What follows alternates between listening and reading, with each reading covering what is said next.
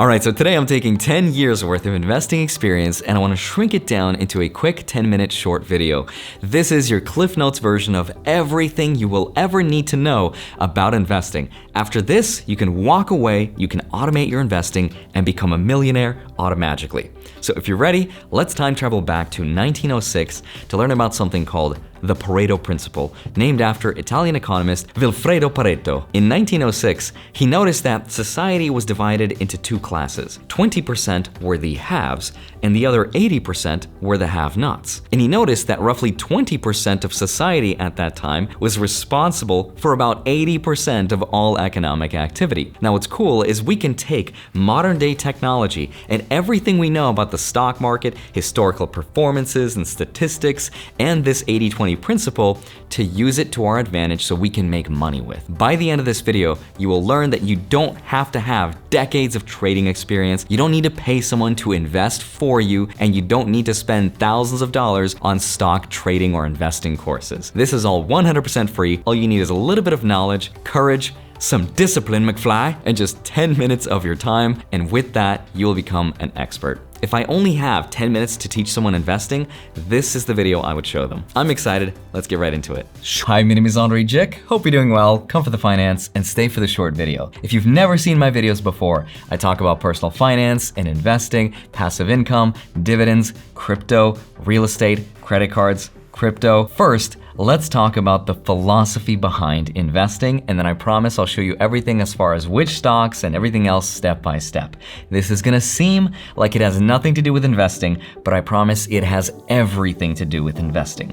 It's the story about the fisherman, where an American investment banker goes to a small coastal village in Mexico and he sees a fisherman who caught a bunch of really big tunas. So he comes up to him and he says, "How long did that take to catch?" Only a little while. "Why don't you stay out a little longer?" I have enough to sustain my family's needs. "Well, what do you do with the rest of your time then?" I sleep in, I fish a little, hang out with my wife, play with my kids, and play guitar with my amigos. So then the banker sort of neatly adjusts his tie as he steps on his pedestal and says, "I'm not wearing a tie." My bad. He's not wearing a tie in this story. But he says, "Well, I'm a graduate from Harvard and I've got an MBA degree, and here's what you gotta do. Stay out a little longer, catch more fish, and with more fish, you'll be able to easily afford a bigger boat, and with a bigger boat, you can catch even more fish, and then leverage that to build yourself a fleet. And then you can sell directly to the processor and control the distribution." That sounds like it's gonna take a while. How long do you think that's gonna take? I'd say 10 to 15 years. Of course, you'd have to move to a major city and do this for a while, but it's gonna be worth it. "Okay, but then what?" asks the fisherman. And so the banker says, "Well, that's the best part. When you're ready, you take your company public and you IPO for your 8 to 9 figure exit. And that's when you can finally move to a small coastal village in Mexico where you can sleep in, fish a little, hang out with your wife, play with your kids, and play guitar with your amigos." What's wrong with that story is now we're back to where we started. This is one of my favorite stories about finance and investing because it teaches us to know when enough is enough. And the reason that's so important in this part of the video is because it gives a meaning and a context to our lives. Because when we get up every morning to go to work and we make compromises to save $1 here and $1 there, to invest it and put it away for a later day, sometimes, to me anyway, it seemed a little pointless. What am I working toward, and why wouldn't I just use this money right now while I'm alive and I'm happy and I'm healthy? And that's how people think. That's why the most important question you have to answer first is, how much money do you actually need? $1 million. No, that's how much society tells us we need, right? You need $1 million, but $1 million in 20 years is not gonna be worth as much. The truth is, you probably need nowhere near $1 million to be considered truly rich. And it just so happens that there's a mathematical formula to figure out that number, and you need to know what it is. And here's how. You take your annual expenses and you multiply it by 25. Now, your annual expenses should include everything from your house, to your rent, to your food, to your travel, to your entertainment, VV NFT drops. You take all that, you add it up, and then you multiply it by 25. So in this case, if it cost you $30,000 a year to be you, multiply by 25, $750,000, invested at 4% is how much money you need to be considered rich. Once you get to that chunk of money, it's going to passively pay you that $30,000 for the rest of your life so you can exist passively without ever needing to work a job. Now, if you do this right and you don't spend more money every year, then you can do this infinitely without ever running out of money because it will grow at a faster rate than you can spend it. And that's how you'll know when enough is enough. Now, you might be saying, well, that's way too much money. There's no way I'm ever gonna save $750,000. That's gonna take me like 50 years. But that's not exactly true, and here's why. It's because of the eighth wonder of the world, compound interest. Now, the stock market averages 7% per year, factoring in inflation in a normal economy, which we're not in. But the point is, you're not gonna save all $750,000 by yourself because that is a ton of money. Instead, we're gonna have help from compound interest over time. So anytime someone tells you, this is an amazing investment, it's gonna give me 7% returns. Is that good? Is that bad? How could you even tell, right? What do I compare that to? And there's actually a very simple calculation for that. It's 72. Don't ask me why it's 72, it just is, go with me on this one, divided by the return. So 72 divided by 7 is roughly 10. 10 years is how long it'll take for the stock market to double your money.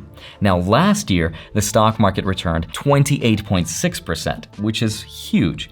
At that rate, it would take the stock market roughly 2.5 years to double your money. That's because 72 divided by 28.6 equals 2.5. That's how you can tell. This is called the rule of 72, and it's super useful in figuring out how fast your money will double. Now, here's another little trick to help getting you there even faster. The next time you buy something, or especially sign up to a subscription service, take the yearly cost and divide it by 0.04. So Amazon Prime, for example. I feel like everyone has Prime at this point. It's $120 a year. What? Price went up $10 a month. Doesn't sound like a lot, but 120 divided by 0.04 is $3,000. That's the true cost of having Amazon Prime exist in your life passively. You need $3,000 invested in the markets at 4% per year. That really changes perspectives, doesn't it? Most people don't think about money when they think about buying things like this. They think about it in terms of hourly cost. So they'll say to themselves, $120? Well, if I get paid $30 an hour, it costs me 4 hours to pay for the entire year. That's easy, right? But that's not how it works. Anytime I hear that logic, I'm like, 4 hours? So just always use this technique of dividing by 0.04 to figure out the true cost. But now let's talk about when the best time is to get into the market and how often you should be investing. This is the part of the video where you're gonna realize that you don't need to spend any money buying courses to beat 99% of professionals. This is a study that's been done time and time again, and this specific one shows data over the last 40 years comparing 3 different examples of people that are trying to time the market in different ways. This is gonna blow your mind. So imagine these 3 people investing $200 a month for 40 years. That's $96,000 in total invested. Now, one of these people invests at the top every single time right before a crash. For example, in 1987, right before the crash, in 1990, right before the crash, in the year 2000, right before the dot-com bubble, a 4th time in 2007, right before the financial crisis, and again in March of 2020, right before the Rona crash. Now, in 40 years, she still ended up with $773,358. She still ended up with more money than she started with, even though she constantly bought at the market top. Then there's the second person, Brittany, who buys at the bottom of the market every single time. She's a perfect market timer. She holds most of her money in cash until there's a crash, and then she buys the dip. She's basically Meet Kevin, and she ends up with a substantial amount of money after 40 years at $1,123,573. Then there's Steady Sarah, who buys consistently every single month, regardless of what the market is doing, regardless of what Jerome Powell is saying, at $200 a month, and she ends up with more money than anyone else. She ends up with $1,620,708. How is that even possible if Brittany timed the market bottom perfectly every single time? It's possible because Sarah was not on the sidelines with cash, and because she was in the market the longest and she made the most amount of money. So that just goes to show you that even if you could predict the stock market bottom, there's no guarantee that you'll end up with more money. So now let's talk about exactly how much money you should start investing. There's no right dollar amount to invest, but you should aim to invest 50% of your annual income. So that's how I was able to save $100,000 by age 26, making only $50,000 a year. Every time I got paid, I put 50% of it away, and the other 50% I would live on. I know that's easier said than done, but I know it's possible because I did it. And if you can do that, you'll retire in just 17 short years. If you want to retire faster though, in 10 years, then your savings rate needs to go up to 65%. So if you get paid $1,000 a week, then you need to put away $650 of that, and the rest you need to live on. That's very difficult to do, at least on $50K a year.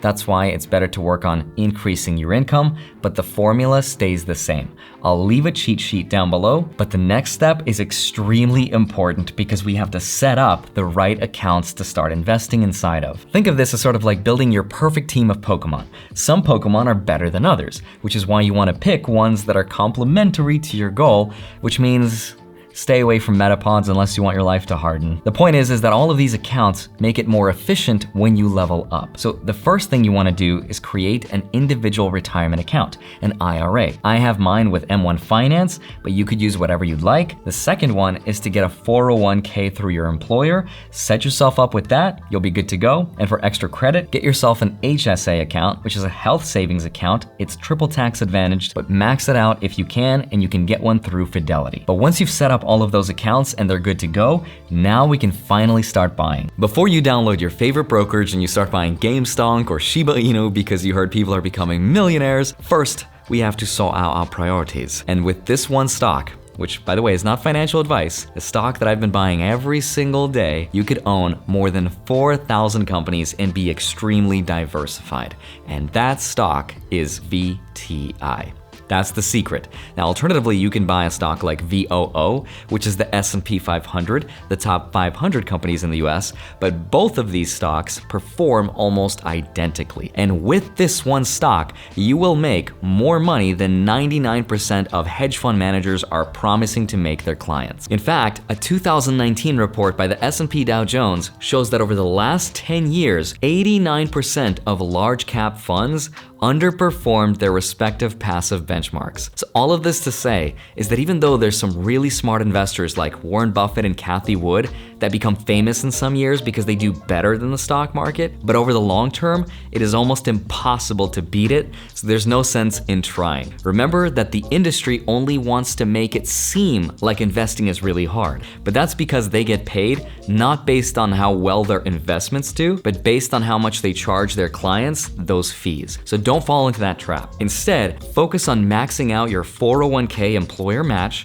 then go and create a Roth IRA, max it out to the $6,000, then go back to the 401k, max that out, and then if you have any money left over after that, get yourself an HSA, max it out, and if you still have any money left over after that, outside of your taxable brokerage accounts, then you can maybe buy some Bitcoin or dabble in real estate, but that's the priority. And after you've learned everything, go and check out this video on how to invest like the 1%. I promise it's going to change your life. Or it won't. It's 50-50. Works half the time, every time. And as always, please don't forget to have a wonderful rest of your day. Smash the like button, subscribe if you haven't already. Go grab up to $250 worth of free Bitcoin with this BlockFi link right here. Go grab your free stocks, links down below, and then go track them automatically with a spreadsheet link down below in my Patreon. And in the meantime, I will see you back here on Monday and Friday, sometimes a Wednesday. I'll see you soon. Bye-bye.